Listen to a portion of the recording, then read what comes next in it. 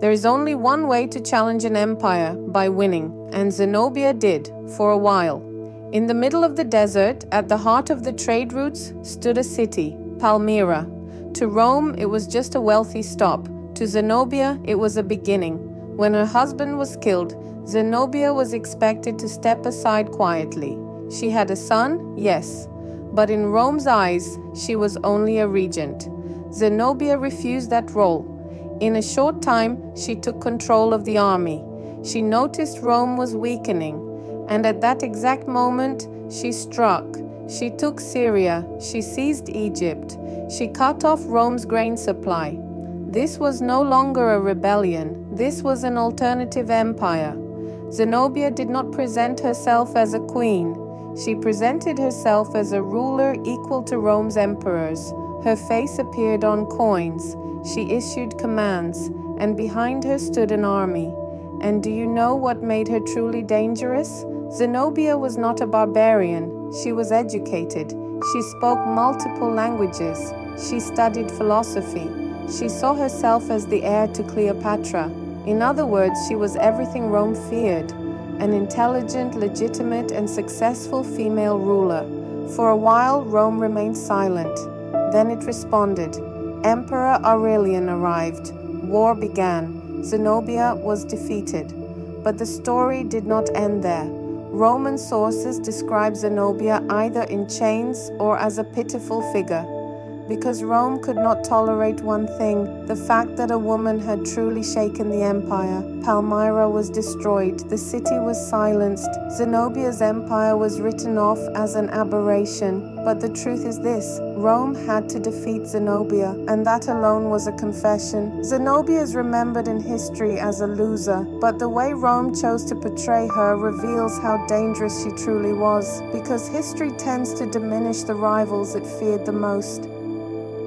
Imagine ruling one of the most powerful civilizations on earth. You bring peace instead of war, trade instead of bloodshed, monuments instead of ruins. And yet, after your death, your name is carved out of stone, your face is smashed from statues, and history pretends you never existed. This is not failure, this is erasure.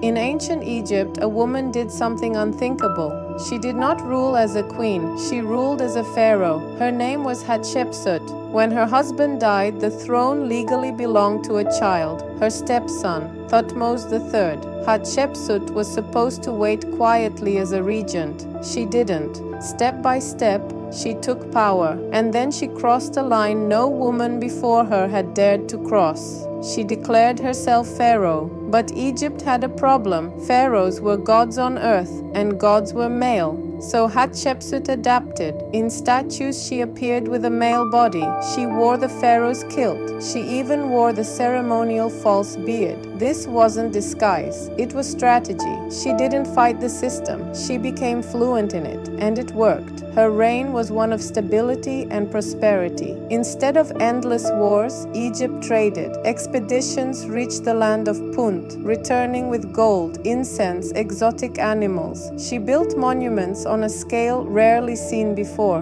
Her temple at Deir el-Bahari still stands today, carved into the cliffs, bold, elegant, almost timeless. By every measurable standard, Hatshepsut was successful, which is exactly why she became dangerous. When she died, nothing happened at first. Her name remained. Her statue stood. Then, years later, something changed. Her name was chiseled out of inscriptions. Her images were destroyed. Her existence was rewritten. In ancient Egyptian belief, a person lived as long as their name was spoken.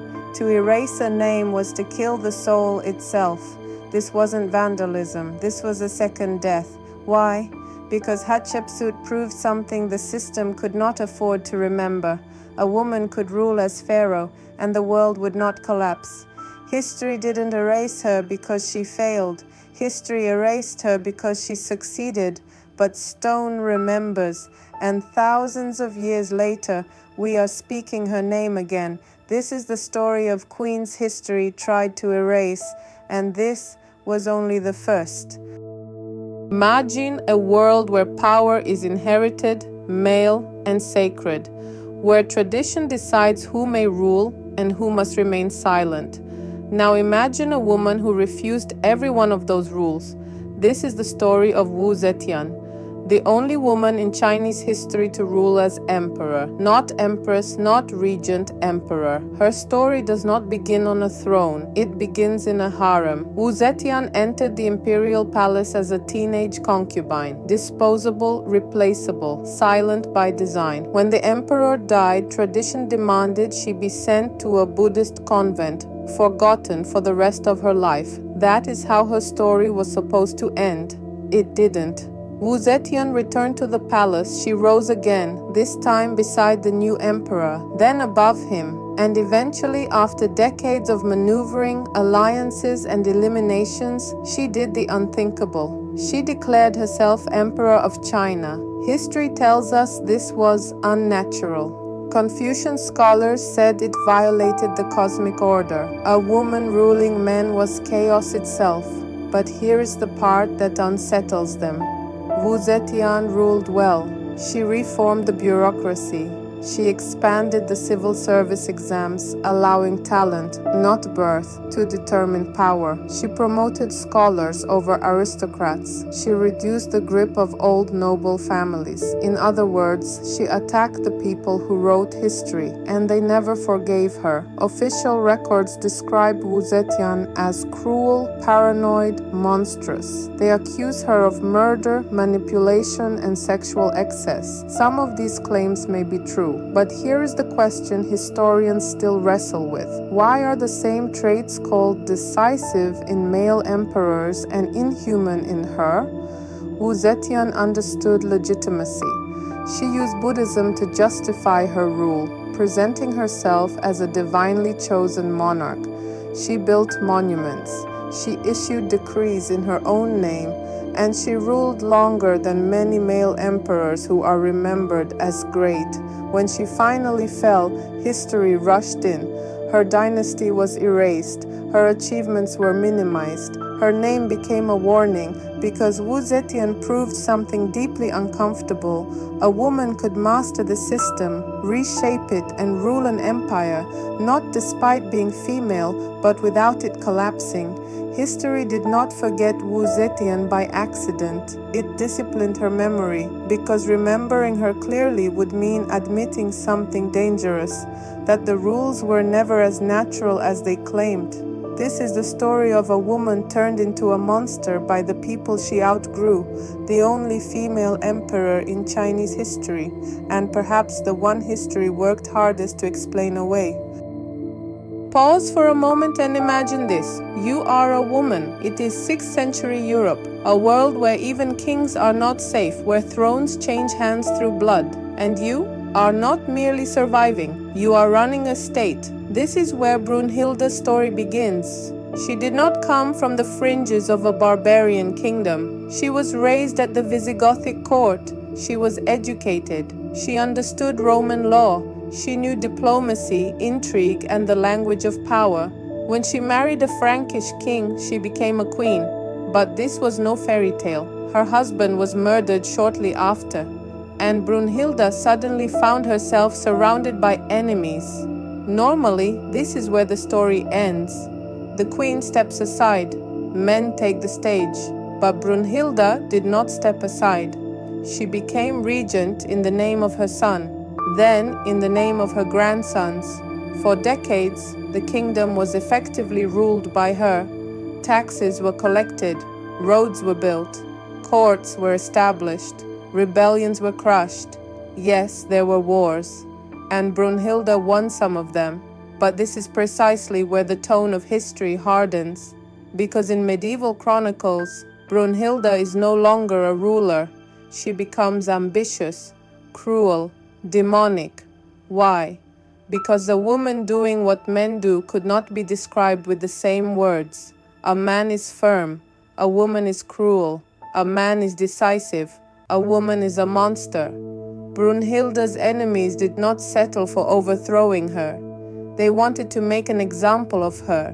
When she was captured, she was already old, but the manner of her death was carefully chosen. According to the chronicles, she was tied to a horse and torn apart.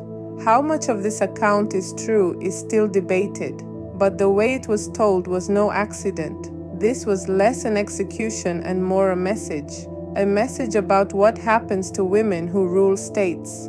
Brunhilde died, but what followed was even more striking. Those who wrote history did not describe the order she built, but the evil she supposedly embodied.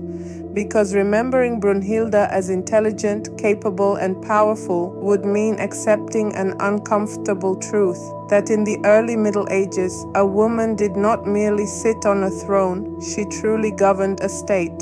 And so Brunhilde was left in history not as a figure, but as a warning. Yet today, we can ask, was she really a monster, or was she simply too powerful in the wrong century? This is the story of queens erased from history, and Brunhilde was one of the most brutally silenced. Imagine being raised to be obedient, married to secure alliances, expected to smile, produce heirs, and disappear into the background. Now imagine doing the unthinkable instead. This is the story of Isabella of France, the woman who removed a king from the throne of England. Isabella did not marry a weak man. She married Edward II, King of England, at least king in title. Edward ignored her, humiliated her, handed power to favorites who openly despised the queen. In medieval Europe, this alone was dangerous. But Isabella did something worse. She watched, she learned, she remembered. While Edward lost authority, Isabella gained allies, quietly, carefully, patiently. Then came the breaking point. Edward stripped Isabella of her lands, separated her from her children, effectively declared her powerless. That was a mistake. Isabella left England and went to France. But she did not go as a refugee. She went as a politician. There she forged alliances, she secured military support, and she returned to England not as a queen, but as a conqueror. The invasion was swift. Edward's support collapsed almost overnight. Nobles defected. The king fled. For the first time in English history, a reigning monarch was forced to abdicate. Edward II was imprisoned, and shortly after, he was dead.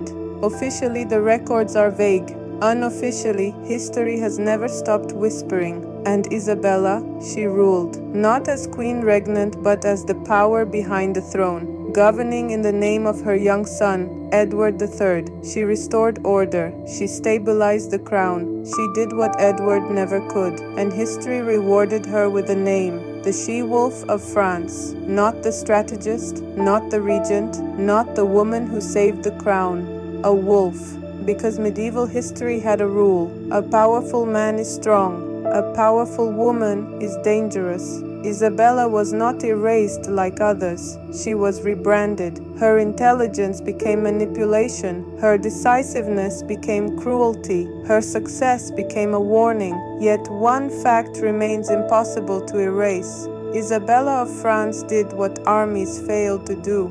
She overthrew a king and survived. This is not the story of a villain. It is the story of a woman who understood power and refused to pretend she didn't. And perhaps that is why history never forgave her.